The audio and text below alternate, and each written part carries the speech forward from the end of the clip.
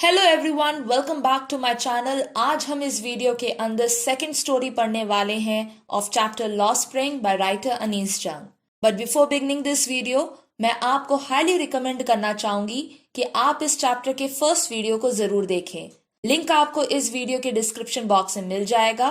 Both the stories are somehow interconnected, so do go visit the link given below and watch the first part to understand better. We climb the greatest heights, jump down and have a fight.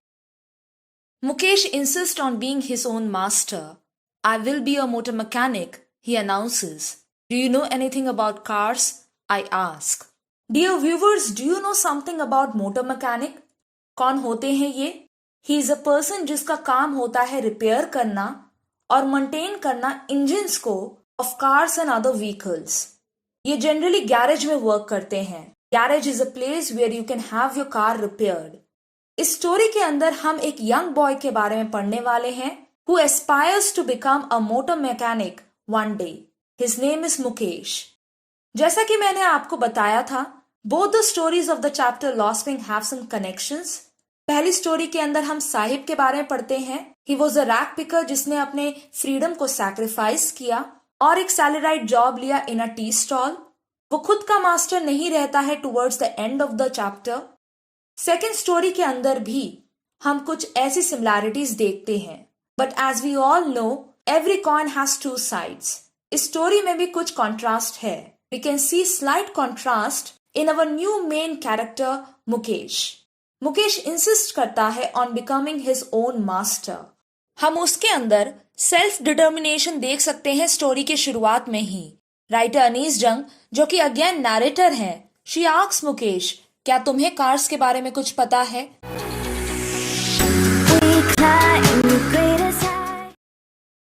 I will learn to drive a car, he answers looking straight into my eyes. His dream looms like a mirage amidst the dust of streets that fill his town Firozabad, famous for its bangles. Every other family in Firozabad is engaged in making bangles.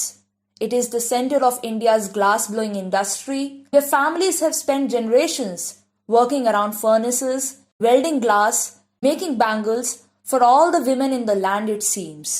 इन कुछ lines में मुकेश, जो कि एक young boy है, बड़े ही confident होके writer Anees Jung से बिल्कुल आई कॉन्टैक्ट करके बोलता है, I will learn to drive a car. मैं कार चलाना सीखूंगा। यहाँ विल मोडाल से हमें मुकेश की सेल्फ डिटर्मिनेशन का पता चलता है, that he would not admit to the societal pressures easily. लेकिन उसके ये ड्रीम्स राइटर अनीस जंग के लिए बिल्कुल मुश्किल लग रहे थे।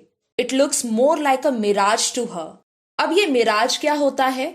डियर व्यूवर्स, आपने अपने साइंस के बुक्स में पढ़ा होगा दैट कभी कभी डेजर्ट एरियाज में या हॉट रोड के ऊपर हमें दूर से पानी नजर आता है, लेकिन जब हम उसके पास जाते हैं we see nothing there. Mirage एक ऑप्टिकल इल्यूजन होता है which is created by atmospheric conditions. अगर मैं आसान शब्दों में बोलूं, ये एक कल्पना है।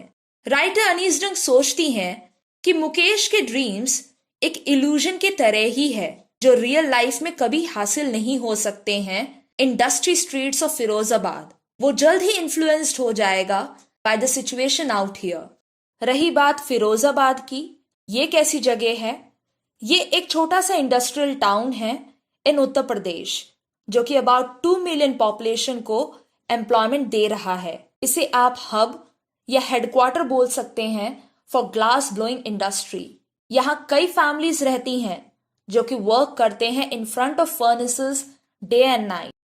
भट्टियों के सामने काम करते हैं, ग्लास को वेल्ड करते हैं एंड दे मेक बैंगल्स। ये काम कई जनरेशन से चलती आ रही है। इन्होंने इतने बैंगल्स बना लिए हैं दैट इट सीम्स कि वो बैंगल्स पूरे वर्ल्ड के विमेन के लिए रेडी कर रहे हो।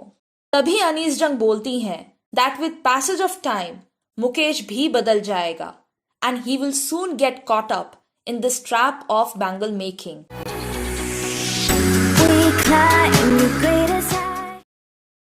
Mukesh's family is among them. None of them know that it is illegal for children like him to work in the glass furnaces with high temperatures in dingy cells without air and light. that the law, if enforced, could get him and all those 20,000 children out of the hot furnaces where they slog their daylight hours, often losing the brightness of their eyes. Firozabad में काफी सारी families रहती हैं और उन्हीं families में से मुकेश की फैमिली है जो इन्वॉल्व है in the profession of glass bangle making. Dear viewers, ignorance, illiteracy को आप रूट कॉजेस बोल सकते हो for child labour in India. ज्यादातर फिरोजाबाद के लोग चाइल्ड लेबर को रिकॉग्नाइज ही नहीं कर पाते हैं ड्यू टू प्लेन इग्नोरेंस. इन लोगों को कानून के बारे में पता ही नहीं है. As per child labour acts, आप बच्चों से हजार्डियस एनवायरनमेंट में फोर्सफुली काम नहीं करवा सकते हो. और यहाँ फिरोजाबाद में इन लोगों को कुछ पता ही नहीं that it is unlawful to make these children work in such glass furnaces. Glass furnaces में वर्क करना रिस्की माना जाता है. बच्चे कॉन्स्टेंटली एक्सपोज्ड रहते हैं टू हीट एंड पोल्यूशन. जिन फर्नेसेस के सामने ये काम करते हैं, these generate high amount of heat.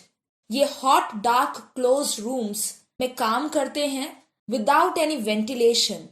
About 20,000 children are working here और तब भी यहाँ elders, authorities को फिक्र ही नहीं है.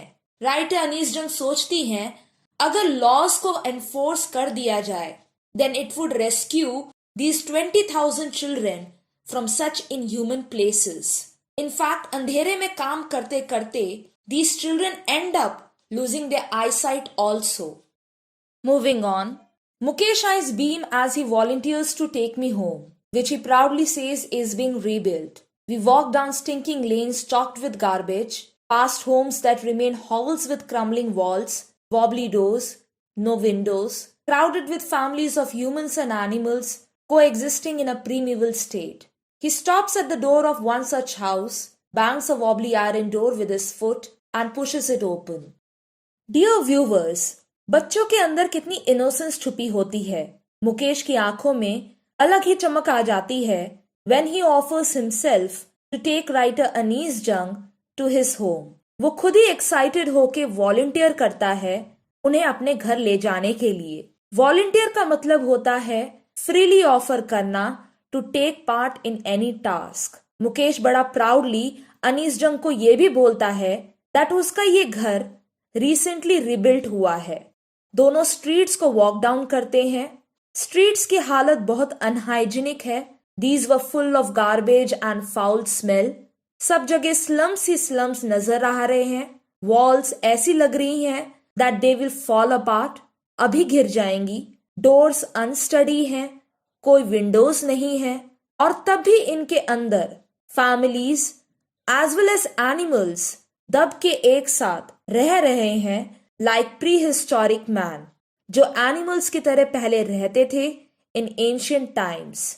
मुकेश ऐसे ही किसी घर के डोर के सामने रुकता है and he hit it hard with his foot and push it open. We enter a half built shack. In one part of it, thatched with dead grass, is a firewood stove over which sits a large vessel of sizzling spinach leaves. On the ground, in large aluminium platters, are more chopped vegetables. A frail young woman is cooking the evening meal for the whole family. Through eyes filled with smoke, she smiles. She is the wife of Mukesh's elder brother. Not much older in years, she has begun to command respect as the bahu, the daughter-in-law of the family, already in charge of 3 men, her husband, Mukesh, and their father. इन कुछ lines में writer Anees जंग हमें introduce करवाती हैं with the family of Mukesh. दोनों enter करते हैं एक पार्शली कंस्ट्रक्टेड हट में. In the corner a firewood stove was kept. एक चूल्हा रखा हुआ था अंदर में, जिसके ऊपर एक बर्तन रखा हुआ है with spinach leaves. Spinach leaves को हम हिंदी में पालक कहते हैं. There were more plates with chopped vegetables on the ground too. चूल्हे के बिल्कुल सामने एक thin young woman बैठी हुई है and she is cooking food for the family. उसकी आंखों में चूल्हे का धुआं जा रहा है but still she is smiling. ये woman है कौन? She is the wife of Mukesh's elder brother. Mukesh की भाभी हैं ये. Although वो ज्यादा बड़ी नहीं है मुकेश से, लेकिन वो काफी रिस्पॉन्सिबल है और डिजर्व करती है respect from her family members. वो संभालती हैं 3 मेन को, her husband Mukesh and her father in law. Again dear viewers, हम यहाँ देख सकते हैं एक टिपिकल इंडियन हाउस होल्ड जहाँ girls after marriage slightly burdened हो जाती हैं विद रिस्पॉन्सिबिलिटीज, लेकिन तब भी वो कॉम्प्रोमाइज करती हैं और स्माइल करती हैं in hard situations. When the older man enters, she gently withdraws behind the broken wall and brings her veil closer to her face. As custom demands, daughters-in-law must veil their faces before male elders. In this case, the elder is an impoverished bangle maker. Despite long years of hard labor, first as a tailor, then a bangle maker, he has failed to renovate a house, send his 2 sons to school. All he has managed to do is teach them what he knows, the art of making bangles. My dear viewers, अब इस scene के अंदर मुकेश के father enter करते हैं। अपने father in law को देखते ही मुकेश की भाभी इमीडिएटली वॉल के पीछे चली जाती हैं और अपने फेस को कवर कर लेती हैं विद अ वेल, जिसे हम हिंदी में घूंघट कहते हैं। In Indian families daughters in law हमेशा अपने फेस को घूंघट से कवर रखती हैं in the presence of male elders. और इनके फैमिली में एल्डर कौन था? मुकेश के फादर, जो कि एक पुअर बैंगल मेकर हैं। मुकेश के फादर ने अपनी पूरी लाइफ में सिर्फ मेहनत ही की है।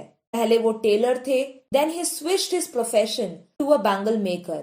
इतना कुछ करने के बाद भी आज तक वो अपने घर को ठीक से रेनोवेट नहीं करवा पाए हैं। रेनोवेट का मतलब होता है रिपेयर करना, रीबिल्ड करना। और ना ही उन्होंने अपने दोनों बेटों को स्कूल भेजा है। उन्होंने सिर्फ एक काम किया है, that is to teach his children the art of bangle making. Now the most important lines of this story, it is his karma his destiny, says Mukesh's grandmother, who has watched her own husband go blind with the dust from polishing the glass of bangles. Can a God-given lineage ever be broken? She implies. वहीं पर अनीस जंग की मुलाकात मुकेश की grandmother से भी होती है। मुकेश की ग्रैंडमदर अपने बेटे की बात सुनते ही उसे जस्टिफाई करती हैं कि ये उसका कर्म है, डेस्टिनी है। डेस्टिनी का मतलब होता है किस्मत, क्योंकि बैंगल मेकिंग उनका हमेशा से फैमिली प्रोफेशन रहा है। ये उसके भाग्य में लिखा हुआ है और उसे बैंगल मेकर का काम ही करना पड़ेगा। मुकेश की ग्रैंडमदर ने अपने हस्बैंड को ब्लाइंड होते हुए देखा है ड्यू टू बैंगल मेकिंग। वो बोलती हैं कि उनकी फैमिली को ये कला, ये आर्ट गॉड से मिला है, इस वजह से they have to carry on with the tradition of bangle making. यहाँ अनीस जंग हमारा अटेंशन थीम ऑफ ट्रेडिशन की तरफ ले जा रही हैं। फिरोजाबाद में सभी लोग ट्रेडिशन मतलब कि परंपरा और गरीबी में फंसे हुए हैं। वो यहाँ तक कि अफोर्ड भी नहीं कर सकते हैं to think different and pursue some other job. Moving on to next, born in the caste of bangle makers, they have seen nothing but bangles. In the house, in the yard, in every other house, every other yard, every street in Firozabad. Spirals of bangles, sunny gold, paddy green, royal blue, pink, purple, every color born out of the 7 colors of the rainbow, lie in mounds in unkempt yards, are piled on 4-wheeled handcarts pushed by young men along the narrow lanes of the shanty town. यहाँ फिरोजाबाद में most of the people का जन्म bangle makers के family में ही हुआ है। उन्होंने अपनी जिंदगी में सिर्फ ग्लास बैंगल्स ही देखी हैं। आपको फिरोजाबाद में हर जगह बैंगल्स दिखेंगे, in the backyard, in the next home, in their yard and even in streets. ऐसा लगता है कि रेनबो के 7 रंगों को छोड़ा ही नहीं गया है। There are bangles of all colours here. यहाँ तक कि अनकेम्प्ड यार्ड्स, जिन्हें हम नेग्लेक्टेड ओपन एरियाज कहते हैं, ऐसी जमीन जो कि बेकार और खाली पड़ी हुई है, वहां भी आपको बैंगल्स के माउंट्स, पहाड़ बने हुए मिलेंगे। हैंड कार्ट्स में डंप करके आपको यंग मेन स्ट्रीट्स पर दिखेंगे फॉर सेलिंग बैंगल्स। ऐसा लगता है कि सब ने, इवन यूथ ने भी अपने आप को इस प्रोफेशन में डाल दिया है। And in dark hutments next two lines of flames of flickering oil lamps sit boys and girls with their fathers and mothers welding pieces of colored glass into circles of bangles. Their eyes are more adjusted to the dark than to the light outside. That is why they often end up losing their eyesight before they become adults. Now, my dear viewers, हम इन lines को बार बार पढ़ते और सुनते आ रहे हैं। फिरोजाबाद में हमें साफ साफ चाइल्ड लेबर दिख रहा है। अपनी लाइवलीहुड के लिए छोटे डार्क हट्स में young boys and girls parents के साथ बैठ के बैंगल मेकिंग करते हैं। अगर आप ऐसी ही किसी हट या वर्कशॉप में जाएंगे देन आपको लंबी लाइन दिखेगी ऑफ ऑयल लैम्प्स जिसके सामने बच्चे और उनका परिवार सब बैठ के कलर्ड ग्लास के पीसेस को वेल्ड मतलब कि पिघला के जॉइन कर रहे हैं टू मेक बैंगल्स। इन बच्चों की कोई लाइफ नहीं है, कई घंटों से एक ही पोजीशन में बैठ के ये काम करते हैं और एक्सपोज्ड रहते हैं धुएं के साथ जो कि इन डजन्स ऑफ ऑयल लैम्प से निकलकर आ रहे हैं। कितना हार्मफुल है ये सब। नॉट ओनली दिस बट उनको आई रिलेटेड एलिमेंट्स से भी सफर करना पड़ता है क्योंकि ये कॉन्टिन्यूसली अंधकार में काम करते हैं। इनकी आंखें अंधेरे में ज्यादा एडजस्ट हो गई हैं। बाय द टाइम जब ये बड़े हो जाते हैं इनकी आंखों की रोशनी कंप्लीटली गायब हो जाती है एंड दे बिकम ब्लाइंड।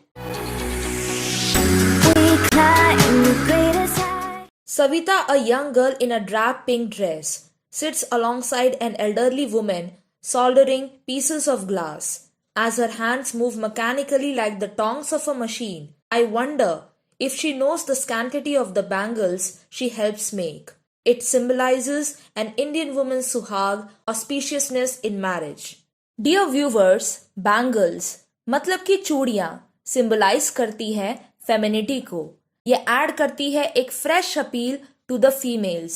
ना केवल ये भारत में पहने जाते हैं but in other countries also to look charming and beautiful.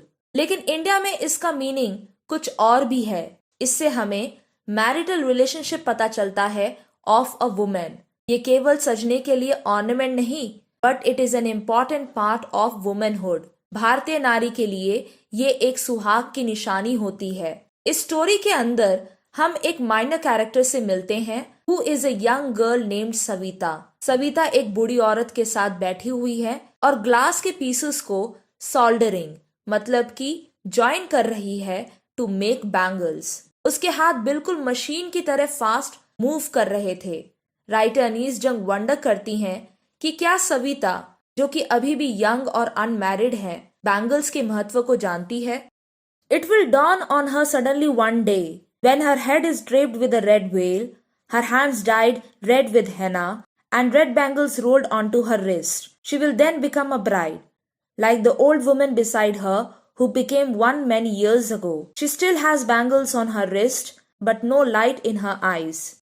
Anees Jung बोलती हैं that जब सविता ब्राइड बन जाएगी तब उसको इन बैंगल्स के इम्पोर्टेंस का पता चलेगा। उस दिन वो अपने सर को रेड कलर्ड वेल से कवर करेगी, अपने हाथों पर हेना लगाएगी और अपने रिस्ट में रेड कलर्ड बैंगल्स पहनेगी। ठीक उसी तरह जैसे बगल में बैठी ओल्ड वुमेन जिसकी आंखों में अब कोई चमक नहीं है ने पहने हुए हैं।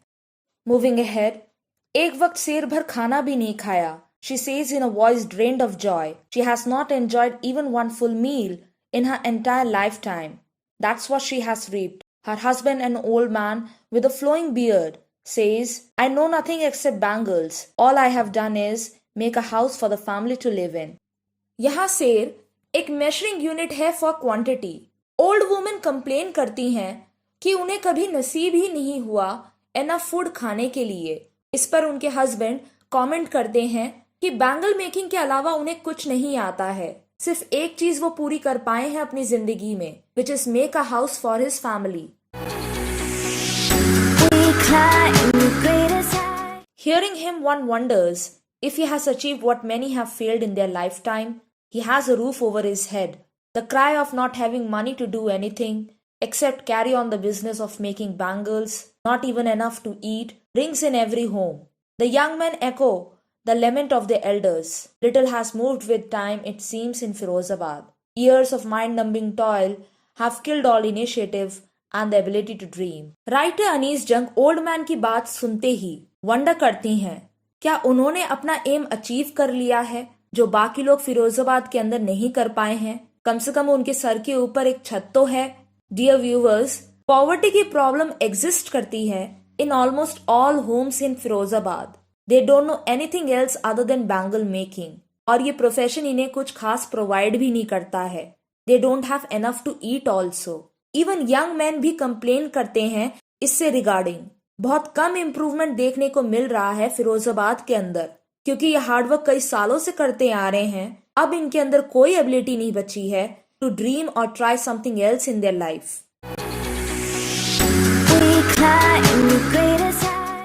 Why not organize yourselves into a cooperative? I ask a group of young men who have fallen into the vicious circle of middlemen who trap their fathers and forefathers.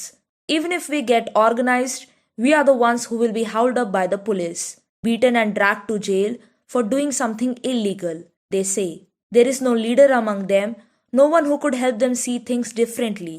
Their fathers are as tired as they are. Now, this paragraph is one of the most important paragraphs of this story. Writer Anees Jung एक group of young man से questions पूछती हैं कि आप सब मिलकर एक cooperative क्यों नहीं ऑर्गेनाइज करते हो। डियर व्यूवर्स, कोऑपरेटिव क्या होता है? ये आप एक बिजनेस कह सकते हो जो कि ओन और रन किया जाता है जॉइंटली बाय इट्स मेंबर्स। सभी मेंबर्स शेयर करते हैं प्रॉफिट बेनिफिट्स, जैसे आजकल हम ज्यादातर यंगस्टर्स को करते हुए देखते हैं। They are moving towards startup, entrepreneurship और सेल्फ एम्प्लॉयमेंट नाउ। लेकिन यहाँ फिरोजाबाद में यंगस्टर्स फंस गए हैं in the vicious circle of middleman. बिचौलियों के दलदल में फंस गए हैं। अगर वो कुछ इनिशिएटिव लेते भी हैं तो तब पुलिस वहां आएगी, उन्हें पीटेगी और उन्हें ड्रैग करके ले जाएगी जेल के अंदर। पुलिस के अकॉर्डिंग ये सब इलीगल है। Anything beside bangle making in Firozabad is considered illegal. In youngsters के बीच में कोई लीडर भी नहीं है जो इनके विजन, इनके देखने के नजरिए को चेंज करे। इवन उनके फादर्स भी बैंगल मेकिंग करते करते थक गए हैं, just like them. They talk endlessly in a spiral that moves from poverty to apathy to greed and to injustice. Listening to them, I see two distinct worlds. One of the family caught in a web of poverty, burdened by the stigma of caste in which they are born. The other a vicious circle of the sahukars, the middlemen, the policemen, the keepers of law, the bureaucrats and the politicians. Together they have imposed the baggage on the child that he cannot put down. Before he is aware, he accepts it as naturally as his father. To do anything else would mean to dare. इन कुछ lines में young man Anees जंग को बोलते हैं that it is a continuous process. उनकी poverty further call करती हैं और प्रॉब्लम्स को। लोग जो अपर स्ट्राटा से बिलोंग करते हैं वो ग्रीडी, लालची बनते जा रहे हैं और इन बैंगल मेकर्स को इनजस्टिस दे रहे हैं। फिरोजाबाद में दो दुनिया है।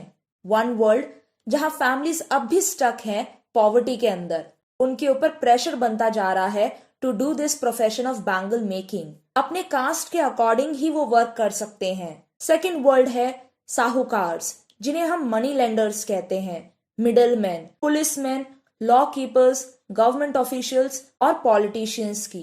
ये दोनों वर्ल्ड फोर्स कर रहे हैं यंगस्टर्स को कि वो अपने ड्रीम्स को छोड़े और इस फैमिली ट्रेडिशन को जबरदस्ती फॉलो करें। जब तक यंग मैन को रियलाइज होता है कि वो क्या कर रहे हैं, तब तक वो इस विशियस सर्कल दलदल में फंस जाते हैं। वो भी अपने फादर की तरह इस डेस्टिनी को एक्सेप्ट कर लेते हैं। अगर वो चैलेंज भी करेंगे, then it would be against the society. Last few lines of this story. And daring is not part of his growing up. When I sense a flash of it in Mukesh, I'm cheered. I want to be a motor mechanic, he repeats. He will go to a garage and learn, but the garage is a long way from his home. I will walk, he insists. Do you also dream of flying a plane? He is suddenly silent. No, he says, staring at the ground. In his small murmur there is an embarrassment that has not yet turned into regret. He is content to dream of cars that he sees hurtling down the streets of his town. Few airplanes fly over Firozabad. Firozabad में boys की ऐसी conditioning होती है कि वो कभी हिम्मत नहीं कर सकते हैं to go against the system. लेकिन राइटर अनीस जंग मुकेश को देख के काफी खुश हो जाती हैं कि उसके अंदर अब भी एक स्पार्क बाकी है। वो फिर से रिपीट करता है कि मैं मोटर मैकेनिक बनना चाहता हूँ। He will go to garage and learn the job. Writer बोलती हैं कि गैरेज उसके घर से काफी दूर है। तब मुकेश इंसिस्ट करता है कि मैं वहां वॉक करके जाऊंगा। तभी अनीस जंग पूछती हैं, क्या तुमने कभी प्लेन्स को उड़ाने का सपना देखा है? इसे सुनते ही मुकेश चुप हो जाता है, क्योंकि उसने प्लेन्स को बहुत कम देखा है अपनी लाइफ में। He doesn't know anything about them. उसे सिर्फ कार्स के बारे में ही पता है, जिन्हें वो डेली स्ट्रीट्स के ऊपर मूव करते हुए देखता है। Even his dreams are limited. Plans उसके दायरे में नहीं है, उसकी ड्रीम्स केवल कार्स तक ही लिमिटेड हैं। तभी कुछ प्लेन्स उड़ के फिरोजाबाद के ऊपर से जाते हैं। When it hurts like this.